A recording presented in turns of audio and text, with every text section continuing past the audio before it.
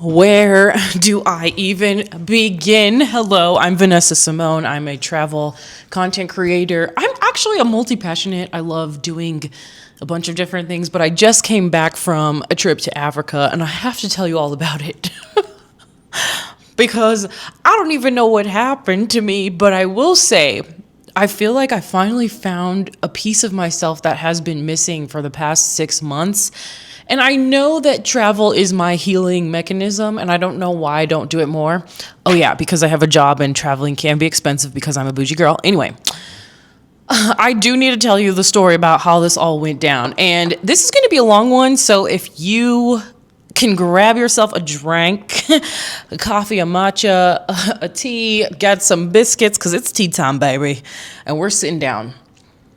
First of all, flying to Africa. So my plans to fly to Africa were to go from Denver. I live in Denver right now. And then fly from Denver to Istanbul, Istanbul to Nairobi, Nairobi to Kilimanjaro, Kilimanjaro to Mwanza, and then drive 9 hours to the Serengeti. Total, that is a lot of hours of traveling. And I remember weeks leading up to the trip, I just was booked on economy for the leg from Denver to Istanbul, which is the longest leg, which is 13 hours. That leg, I was trying to make sure. I was really, really nervous because even though it says 13 hours, other sources from the internet or whatever say that it could be 11, could be 10, whatever. But my mind goes to the longest number because in order for me to mentally prepare for how long a flight or any type of travel is going to take, I got to make sure that I just got to mentally prepare for the longest. Then if it's shorter, awesome. So weeks leading up to it, I'm looking up the flights to see, is this first class going down? Is first class going down? Is first class going down in price? Because I can't afford a $5,000 business class flight. I don't have enough points to get it for free or to get it heavily discounted. So I need it to be a pretty decently inexpensive. So a few days before the trip, I'm looking again, and I see that originally it started at 5,000. It gets down to 4,000. And then I see other flights, similar going from Denver to Istanbul, going for the same amount of flight time. And they are also going down in price. So we're around 2,500 and 3,000 for those other flights. But for my specific flight, I still see it's around that 4,500 and 4,000 range. So I devise a plan, like I'm going to dress very nice to the airport. So I found an airport outfit, which I'll try to insert here if I remember to edit this properly, of some brown sweats, but then I wore a blazer over it to, enhance the look, make it look like I know what I'm doing. I don't know what I'm doing. And so the day comes when it's time for me to leave for my trip, and I remember wearing this outfit. I look very professional.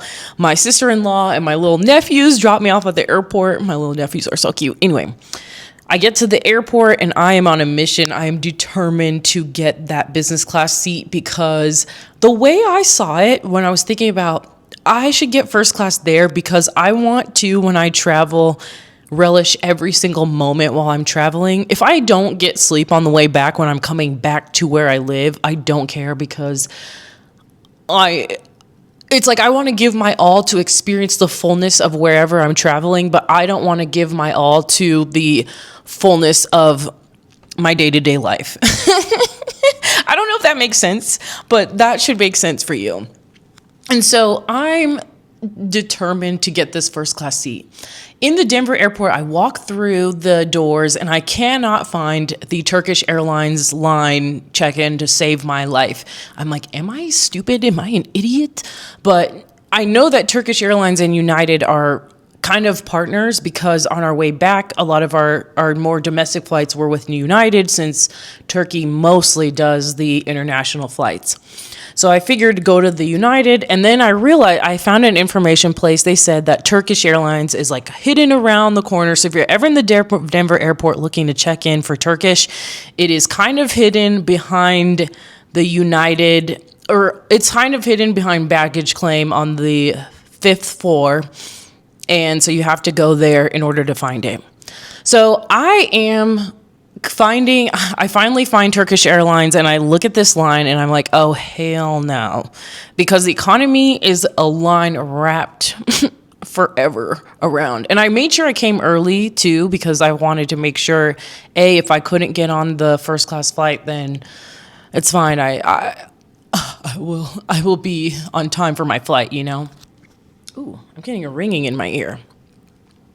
Then I see the man that's manning the line and kind of controlling the Turkish Airlines lines. He's a good looking man, by the way. If you ever need a little eye candy at the airport, go to the Turkish Airlines line. Anyway, so I go to the Turkish Airlines line and I see economy and I see business class, and business class is wide open. Nobody's there. And I tell the guy, I'm like, sir, I'm going to upgrade to a business class. And he's like, okay, yeah. Easily, like, and you know when people are judging you, but not, like, I could tell he looked at my outfit, looked like I belonged there, and was like, oh yes, please go to the business class line. So I go to the business class line, hoping to God that it's not $5,000, it's not $4,000, because I cannot afford that. Not yet. We're not saying that we can't afford those things, because one day a first class flight to me will be like what I make in 5 hours. Easy money, right?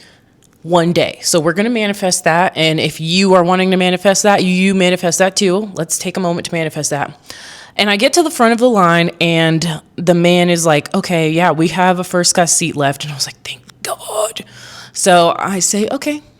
And I'm just keeping my cool, but like deep down freaking out, because I still don't know what the price is, but I don't want to play it like I can't afford it or whatever. So he's like, that'll be $1,400. And I said, come again? And he said, that'll be $1,400, so $1,399. And I was like, USD. And I was like, oh yeah, do it. I was like, $1,400? You got me. I'm good. That is good. That is in my price range. Boom. So we're locked in. I end up going to, technically didn't have a lounge access, but I get to the United Lounge in the Denver airport, and there's this like beautiful black woman who is manning the airport station at the she's manning the airport station at the United Lounge, and she's like, wow, look at you, you're so fabulous, you're so gorgeous, whatever. And my boarding pass worked to get me in there. So I went to the United Lounge, which is new. It's pretty nice. I will say I almost had an anaphylactic shock.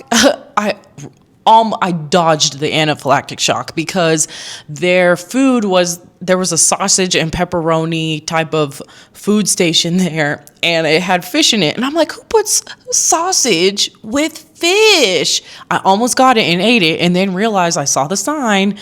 And, tilapia, girl, I can't have that. I will be in anaphylactic shock. I can't have that right before my trip even starts. And so I end up being in the United Lounge for a while before getting to my flight. And then finally I get to my flight. And it's so fascinating when you're on first class because you don't even have the same entrance as the economy folks. I was legitimately pretending I was the queen of Vanessa land. I was like, you peasants have to go in that long line where I get to go up here. And it's so nice. They have so much room. I have another video of it on my YouTube. So if you want to see what the first class looked like, you can definitely check it out there. The flight was, first of all, there's chefs on the flight. I didn't even know that chefs could be on a flight. That's how much of economy that I've been in. I don't do that. I don't do the first class. No, remember, we're not doing that. We're saying I now do first class, but previously I have not done that. So this was new to me. They're taking your order. You have so much space. There was a man next to me. He was about 6'4", and he could lay down all the way flat asleep. So I knew, okay, this is wonderful. Everything was just absolutely wonderful. And the service was immaculate. There were so many food options. When I tell you that you have so much food on these planes, I also don't have the biggest appetite. And so the first thing is they bring you around a little snacky finger foods. Then they bring a whole tray. Now we're up in the air, right? They bring a whole tray of different other appetizers that you can choose from. Okay. And then you get your actual meal, and then you get dessert. So it's a lot of food. And then you can order anything else that you want on top of that. And I'm trying to order as much as I possibly can because I want to get my money's worth, okay? I want to get my money's worth. So I order as much of the food as I possibly can. And then I immediately fall asleep because typically when I'm leading up to a flight, I like to sleep or I don't sleep typically the day before a travel day or anything on purpose, but also not on purpose. On purpose because I do not want to, I want to be able to sleep on a plane because typically I am just, if I can sleep and not notice 90% of the plane, I will be wonderful. But if I can feel every turbulent, then the flight feels like eternity. And so I immediately knock out. And when I wake up, there's only 4 hours left of this flight. And I was actually really depressed because as I was eating dinner and everything, I'm watching a movie. They provide a headset. The headset is noise canceling that they provide. I am on cloud 9, literally. I'm in the clouds and living life. And I think to myself, this is the only way I can go. If it's ever over a 10-hour, 8-hour, any flight that's going to have the fully lay down, I think it's worth it. So that means it's however over like 6 hours, 7 hours. I don't know how long that is. And so in the morning, we get breakfast. One thing that I will note is if I get breakfast again ever on an airline where I don't speak their language, because obviously we're going to Turkey, I don't speak a lick of Turkish. I learned thank you, but I can't remember that. Anyway, so I'm ordering breakfast, and I definitely ordered the omelet, but she heard the waffle. So she brought me the waffle, and I was like, oh. And I didn't want that, but I didn't know how to change that. So if you're ever on first class, I highly recommend just pointing if you don't know the language so that you make sure you get what you ordered.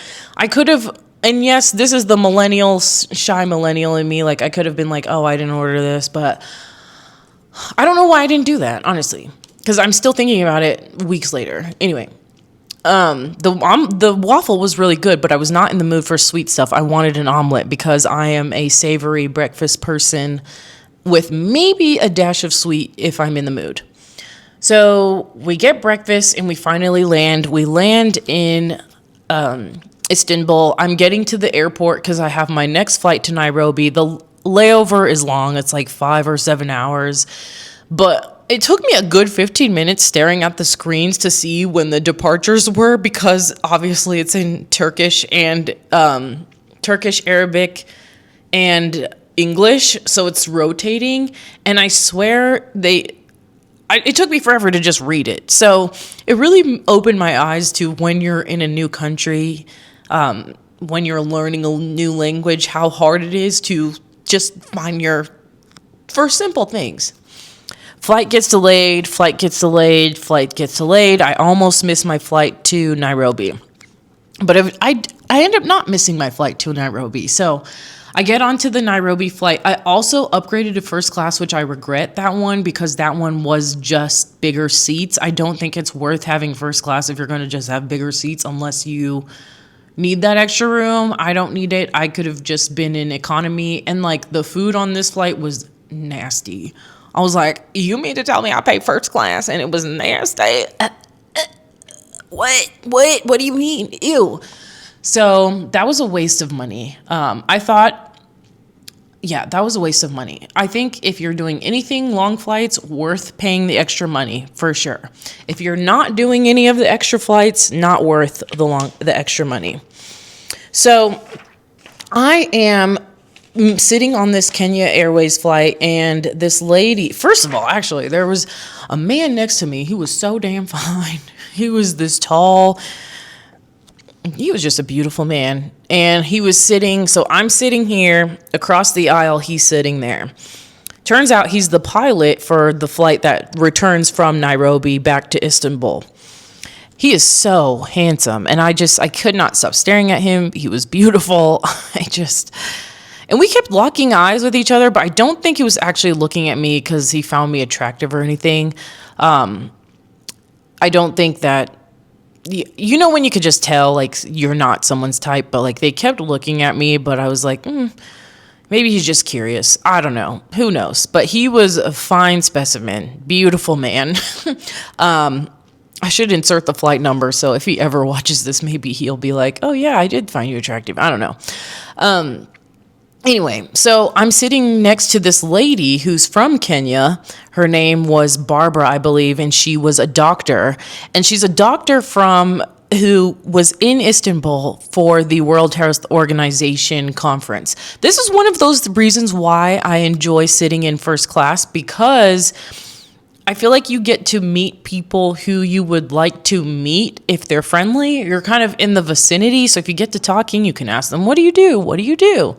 And it's a perfect opportunity to kind of get into the worlds of somebody else who lives kind of the life that you want to live. Because I'm like, what are all these people doing who are in first class? And then you kind of get an idea of other job opportunities and things. And as somebody like me who is looking for a new endeavor and a new job, I'm trying to figure out like what I want to do as my next step in life. It's a perfect opportunity to figure out what those things are that you want to learn from other people. So other job opportunities. Anyway, so she's telling me about how since the United States pulled out of the World Health Organization, the absolute mess that this has caused. I made it very clear up front, like, I don't support this man. I don't support this administration. I do not support it at all. And we had a long talk about it. And it's so interesting because a lot of the medicines and stuff are approved. And now I'm quoting, so I might be misquoting. So don't take everything that I say right now verbatim. But she was talking about how when we pulled out, how it impacted so many families in Kenya who worked at the hospitals, who it affected people who had medications that were US regulated. And now suddenly they don't have their medication. So a lot of people lost their jobs. A lot of people died. A lot of people did all of these things or had all of these atrocities happen to them. And I was like, I know. And I had to voice my anger. And I think this is why the Turkish man was looking at me more so that, because I'm not going to lie, I was kind of loud. I'm sorry. I'm going to be loud about how much I don't like something, especially when I know it's wrong. And I don't think that what we did by pulling out is right. And I know we're going to have so many ramifications and repercussions. Like, it's just thing after thing after thing. But hearing it from somebody who's from a different country, from Kenya, and hearing about the implications and the consequences that have happened since we pulled out even more solidifies just like how much I'm just so annoyed with our administration, because I can't go into that. We're at 18 minutes and 45 seconds already. Anyway, so I'm talking to the Kenya lady. She's very sweet, very amazing. And then we finally land. I'm like staring at Turkish guy, kind of like, oh my God, he's so fine. Not staring at him because that's awkward, but I'm like, ooh, he's cute. Anyway, so we land, and when you land in most places, you're usually getting off the plane, especially in most hot places, you're usually getting off the plane just outside. So we get off outside and a bus comes to pick us up. So everybody gets on the bus. So I figure I get on the bus. I get on the bus and then everybody gets off the bus. And I was like, I figure I get off the bus. So everybody gets off the bus and we go into baggage claim. And I'm like, oh, I don't see my bag from Turkey. Oops, was I supposed to pick it up? Probably. I don't know. Whatever. I meet this man named Dan. We're going to call him Nairobi Dan. Because Nairobi Dan, I walk up to him. He's with some other coworkers. I'm telling him about my bag. But I have a flight to catch in like 20 minutes to get to Kilimanjaro. So I go up to Dan. I'm like, hey, I don't have my bag. Can you search for this? And he says, oh, your bag is still in Turkey. And I was like, I knew it. And this is why you always want to pack a carry-on on your way to somewhere, especially somewhere that you're not used to, because if you need supplies, if you need your extra change of clothes, extra underwear, toiletries, you want to make sure that you have that, because you never know. You just never know. And especially with a language barrier, it's sometimes easier to just get a hotel or whatever and have your stuff with you than be waiting on your stuff. So I always do this. And I knew going in, I was like, I have a feeling something's going to happen. And we're not even in the midst of it. This might be a very long video. This might be a very, very long video. So I get with Nairobi Dan. He's like, it's in Turkey. And he ends up giving me WhatsApp and stuff. And he's like, okay, well, we don't see your bag. So you're going to just have to go through and, go through and put your stuff through the machine that looks at your bags before you exit. And I didn't realize, oops, because I have a connecting flight internationally to Tanzania in Kilimanjaro in Tanzania, I exited the airport and I was like, oh shoot. And then there was a man working there and he said, you were supposed to go blah, blah, blah, blah. I'm like, oh no, well, tell me how to get there. He sends me to 1A in the Nairobi airport. I go to Nairobi, the 1A, to go recheck to get a new flight. Kenya Airways can't do that. So I completely missed my flight, because in 15 minutes, my time transfer was about 30 minutes. And so I should have had my bag, gotten on to the next flight, whatever. I couldn't do it. So I'm in 1A. They don't have any flights. They tell me, well, first of all, they're like, oh, we don't do that here. You have to go to 1D. So I go across the airport to 1D, talk to the Kenya Airways people. They put me on a flight for that night. I was like, oh my God. Flight for that night. Okay. And mind you, the next day I had already booked this hotel. It is my favorite hotel of the entire trip, at least so far, from what I've learned about the trip that we booked. I'm like, oh, I really want to be at this hotel because it's so nice. And when you book something and you're just looking forward to it, I was like, I cannot not see that hotel. And so I was just kind of nervous about that. I get the flight for that evening to Kilimanjaro, and from Kilimanjaro, then I have to go to Mwanza, right? So I have a whole day pretty much with me. I have a whole day. What am I going to do in Nairobi? Well, I'm not going to sit at the airport, because I'm like, well, I've already crossed off now I could cross off another country, and this will make me at 18 countries at this point. So I end up going to this cafe. I think it's called Paul's Cafe in Nairobi Airport. And I'm just chilling there, drinking a drink, chilling, whatever, trying to figure something out. And I remember, so my sister has us riding with a certain company from Nairobi the following week after we've done all of our stuff in Tanzania. So I was like, let me reach out to them and see if they have a driver who could just show me a few things in Nairobi. Nothing fancy or anything. And so I reach out to them. They're like, yeah, okay, a driver is on the way. Here's the number. But I call this driver over and over and over, and they're not answering. And so I'm like, well, if they're not answering, let me get a different driver. So I'm at the cafe. I go up to a lady, and I'm like, hey, do you know where I can get a taxi? Because I just want to go around and whatever. And she's like, it's not safe, not for travelers like you. Like, you're so obviously a tourist. It's not going to be safe for you. And I was like, what do you mean it's not going to be safe? Whatever. And she's like, let me get a woman. So she gets her security guard friend who works at the airport. That security guard friend calls up her friend to come and pick me up to take me to wherever I want to go. And so that lady ends up, hold on, I'm trying to make sure I'm centered. So that lady ends up telling her friend to come.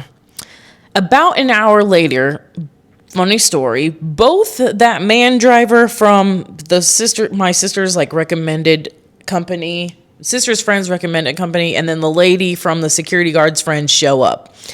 And I was like, oops, sorry. So I kind of double booked because I didn't hear from you, sir. And you're here now. So Then the man starts like yelling at the two women, the security guard and her friend. And he's saying that I'm stealing their client. And I'm like, no, it was me. How did she steal me as a client when I reached out to them? Like, I don't understand. But he's yelling at her in Swahili, so I don't understand that. So then I ask them, like, what are you saying? And that's what the woman says, that he's saying that I stole you or whatever. And I was like, no, that's not what happened. But the two women were like, you can go with him because he is legitimate. Like, he showed his documents, blah, blah, blah.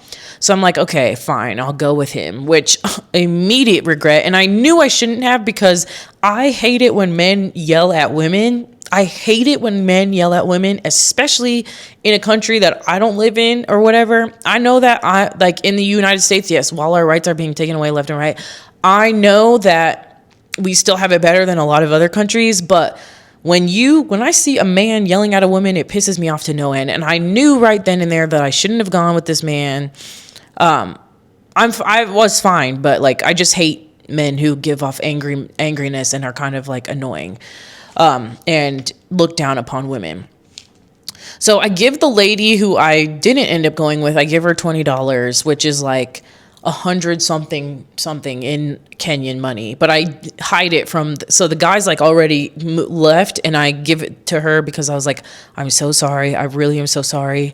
And honestly, if I ever go to Nairobi again, I'm going to go with that security guard's friend and I will apologize again.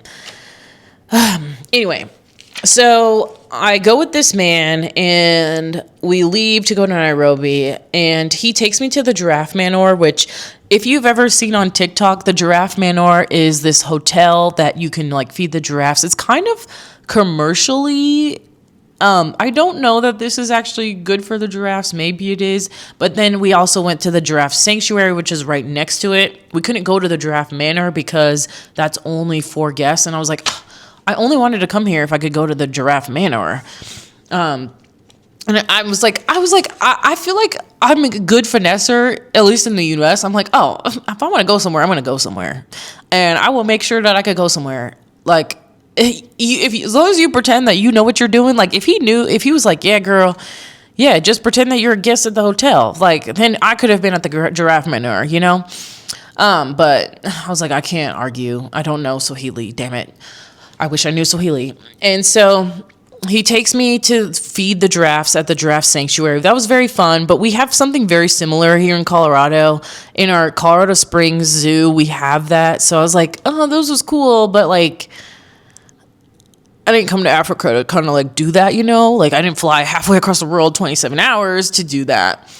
Then he takes me to this Karen, like coffee place, which, oh my God, I was so exhausted, first of all, after like sitting at the airport, having these flights, blah, blah, blah. So I'm sitting in the car and I'm exhausted, and he takes me to this Karen tour. So we go, and he pays for me for both things, right? Drops me off at the Karen thing, and he like sits in a car. Meanwhile, this is a walking tour outside. And I was like, you've got to be kidding me. And of course, the man I get, his voice is like, I'm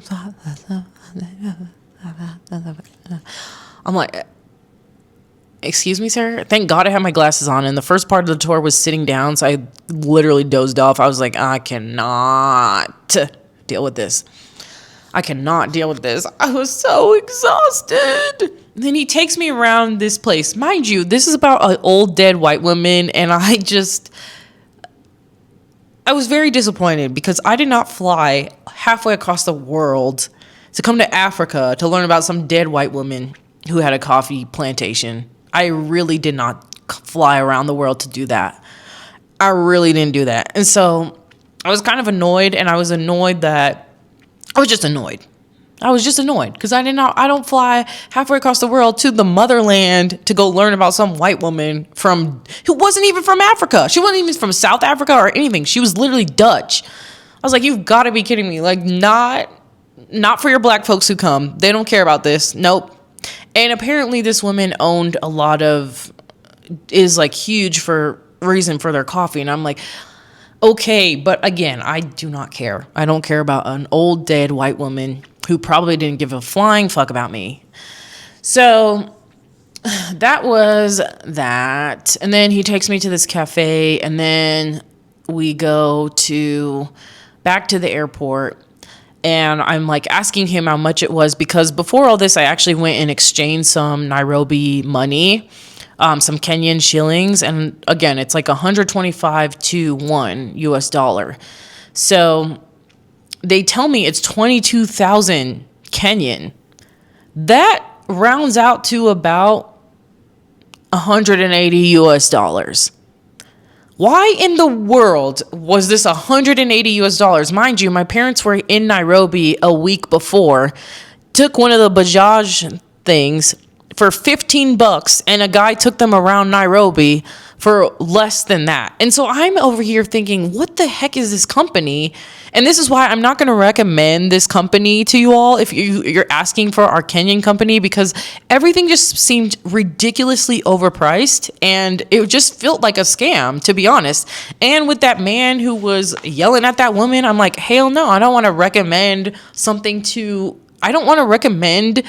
a place to you guys, and then it's like lackluster. It really is. So yeah, I'm not going to recommend it, because no. Like $180 for you to take me around for 4 hours. I'm like, I make $180 in a day. That's ridiculous. It should be around 20 bucks. Just like my parents had when they went around with the Bajaj. And that guy even took them and got them food and everything. And like, gave them the food. I couldn't believe it. So, yeah, I was over it. I was very much over it. And so I came back to the airport, got on my flight to Kilimanjaro.